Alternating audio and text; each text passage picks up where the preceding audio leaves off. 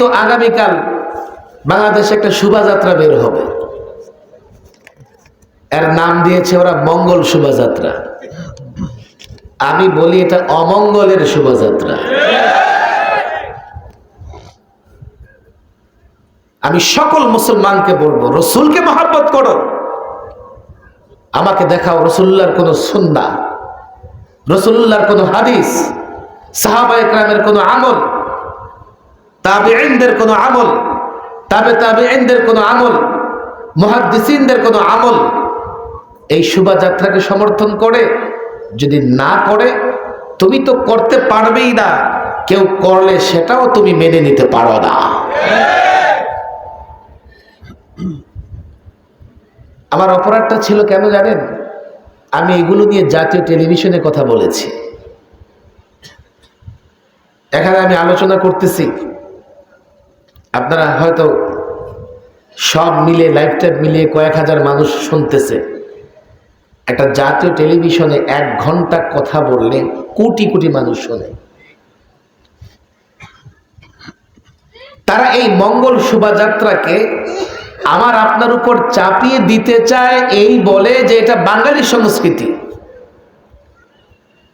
তারা বলে এটা আমাদের ইতিহাস, এটা আমাদের ঐতিহ্য।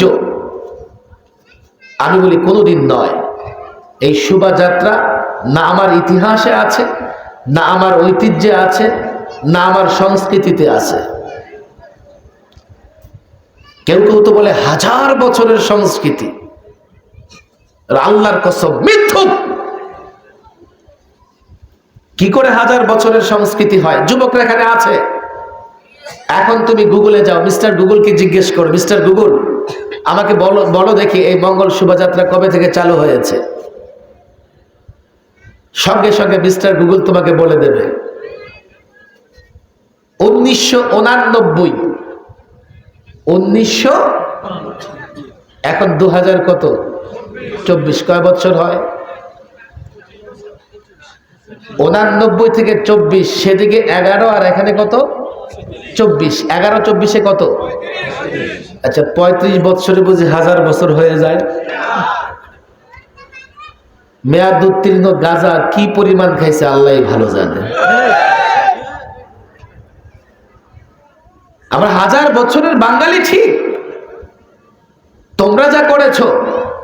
হ্যাঁ, পয়লা বৈশাখে কিছু অনুষ্ঠান ছিল আগেও, ব্যবসায়ীদের মধ্যে হালখাতা ছিল।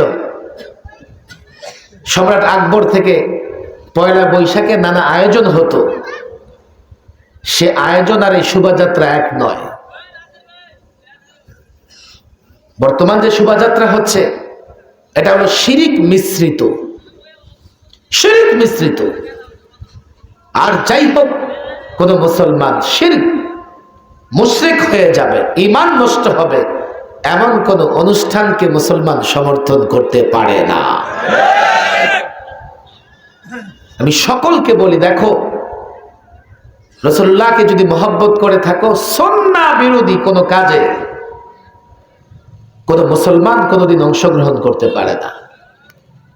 আমি জানি না তারা অথবা আবারও অপরাধ সাব্যস্ত করবে, কিন্তু আমি দেশের সমস্ত মুসলমানকে বলি, আপনারা তালাশ করে দেখেন, আপনারা উভয়টা মিলিয়ে দেখেন। অপরাধ যদি করে থাকি, আমি মুসলমানদের ঈমান আমল হেফাজতের কথা বলেছি। অপরাধ যদি করে থাকি, যারা আল্লাহর নবী, আল্লাহর রসুল মুহাম্মদ সাল্লাল্লাহু আলাইহি সাল্লামকে নিয়ে কটূক্তি করেছে, তাদের বিরুদ্ধে কথা বলেছি। আর কোন অপরাধ করি নাই। দেখেন, লম্বা কথা বলবার মতো, আসেন মুরব্বীরা আসেন, কোন মুরব্বী থাকলে এসব স্টেজও জায়গা আছে, চলে আসেন, চলে আসেন। যুবকরা বসে যাও, বসে যাও, বসে পড়ো যুবক, জায়গা আছে পিছনে বসে। আপনাদের কষ্ট হচ্ছে না তো? বসে যাও যুবকরা, বসে পড়ো, বসে পড়ো। মাশাআল্লাহ, আমরা যারা এলাকার গণ্যমান্য মুরব্বী যারা আছি, চলে আসি, চেয়ারও আছে, স্টেজও জায়গা আছে, চলে আসি। মাশাআল্লাহ, মুরব্বীদের তো সম্মান করার দরকার আছে, আছে না নাই? বিশেষ করে আমি যুবকদের বলবো, এলাকার যারা মুরব্বী তোমাদের সহযোগিতা করো। এই যুবকরা কি আসছে মাহফিলের এখানে, না এখনো ব্যস্ত আছে? হ্যাঁ, যুবকরা আমার কথা ভালো করে শোনো। মাশাআল্লাহ, মুরব্বীদের সামনে বসেন, এলাকার মুরব্বীদের সামনে বসেন। এই এলাকার যত মুরব্বী আছে আমি যুবকদের বলে যাব, কেউ সহযোগিতা করুক আর না করুক, তাদের দোয়া নিয়ে তোমরা কাজ করবে। মুরব্বীদের দোয়া অভিজ্ঞতার দরকার আছে না নাই? ইসলামে মুরব্বীদেরকে, বড়দেরকে সম্মান করার কথা আছে না নাই? মুরব্বীরা যারা পারেন সহযোগিতা করবেন, যারা পারেন না সহযোগিতা করবেন না। এর কারণে যেন এমন না হয় যে মুরব্বীদের ইগনোর করা হয়। মুরব্বীদের দোয়া নেব, মুরব্বীদের সালাম কালাম করব। আর আমার বিশ্বাস, মুরব্বীদের দোয়া যদি যুবকরা গিয়ে মুরব্বীদেরকে বুঝায় বলে যে আমরা কি কাজ করতেছি, আমার বিশ্বাস কোনো মুরব্বী এই যুবকদেরকে নিরুৎসাহিত করবে না। কিন্তু যুবকরা যদি দূরে থাকে আর এই মুরব্বীদেরকে অন্যরা গিয়ে বুঝায় যে যুবকরা যা করতেছে সমস্যা, তো কই কি সমস্যা? কই এমন একজনকে নিয়ে আসতেছে রাসূলুল্লাহরে মহব্বত করে না।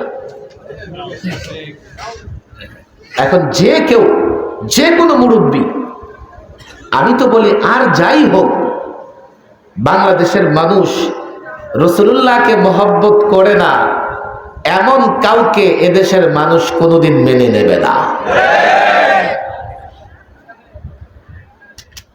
আগে যুবকরা মুরব্বীদের কাছে যাবে, গিয়ে বলবে, এবং যুবকরাও প্রমাণ দেবে যে আমরা রাসূলুল্লাহকে মহব্বত করি। রাসূলুল্লাহকে মহব্বত করার মানে হচ্ছে রাসূলুল্লাহর সুন্নাহগুলো মেনে চলতে হবে। কথা ঠিক না বেঠিক?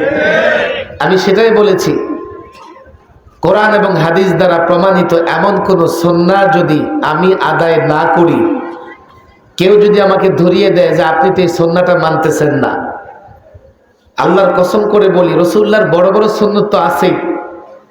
রাসূলুল্লাহর অনেক সুন্নাহ যেগুলো পালন করা যায়, নাও করা যায়, সেই সুন্নাহও যদি কোনো একটা সামনে আসে, সেই সুন্নাহর কথাও যদি আমার স্মরণে থাকে, আমি সেটার উপর আমল না করে স্থির থাকতে পারি না। রাতের বেলায় ঘুমাতে যাই, রাসূলুল্লাহর সুন্নাহ হচ্ছে ডান কাতে ঘুমাও, আর এই হাতটাকে কি করো? মাথার নিচে দিয়ে রাখো। আল্লাহু আকবার। বাথরুমে যাই, যদি কখনো ভুল করবে ডান পা দিয়ে দেই, তো মনে হয় এটা কি হয়ে গেছে, ভুল হয়ে গেছে, আবার বের হয়ে আসে। দোয়া পড়তে ভুলে গেছি, বের হয়ে আসে। আল্লামা মুফতি আমিন রাহিমাহুল্লাহকে আমি দেখেছি, আমার এক বড় ভাই আছেন লালবাগের এখানে, আমরা মাঝে মধ্যে হুজুরকে জুতা পড়াই দিতাম। তো আসলে যে জুতা পড়ায় দেয় খাদেম, তার মাঝে মধ্যে বাম ডান আলাদা করা, চিহ্নিত করা মুশকিল হয়ে যায়। আমার ডান আমার বাম আমি সহজে বুঝি। ভুলে যদি কখনো এমন হইতো যে ডানের আগে বায়ে কি করতাম, হাত দিতাম, ধমক দিতেন। প্রচন্ড ব্যস্ত, সময় নাই। কাইলুলা করা সুন্নাহ, দুপুরে খাবারের পরে একটু বিশ্রাম করা সুন্নাহ, সময় নাই। আমি নিশ্চয় পোশাক পরা অবস্থায়, মাঝে মধ্যে স্যান্ডেল পরা অবস্থায় বিছনায় শুয়ে যেতেন খাওয়া দাওয়ার পরে। আমাদের আকাবেররা রাসূলুল্লাহর একটা সুন্নাহর উপরে আমল করতেন। আমরাও চেষ্টা করি রাসূলুল্লাহর প্রত্যেকটা সুন্নাহর উপরে আমল করতে। সুন্নাহর উপরে আমল নয় শুধু, আমরা মনে করি রাসূলুল্লাহর মহব্বত ছাড়া কেউ মুমিন হতে পারবে না। সবচাইতে কষ্ট হয় যদি কেউ এই কথা বলে যে আপনারা রাসূলুল্লাহকে মহব্বত করেন না। বকা দাও, গালি দাও, প্রয়োজনে পাথর উঠায় মারো, কিন্তু এই কথা যদি বলো নিজেকে অপরাধী মনে হয়, রাসূলুল্লাহকে মহব্বত করি না। আমি যদি সত্যি রাসূলুল্লাহকে মহব্বত না করি, আমি তো মুমিন হতে পারবো না। আমি যদি সত্যিকার অর্থে রাসূলুল্লাহকে মহব্বত না করি, আমি তো রাসূলুল্লাহর শাফাআত পাবো না। আমি সত্যিকার অর্থে যদি রাসূলুল্লাহকে মহব্বত না করি, আমার তো জান্নাত আমার জন্য নির্ধারিত হবে না।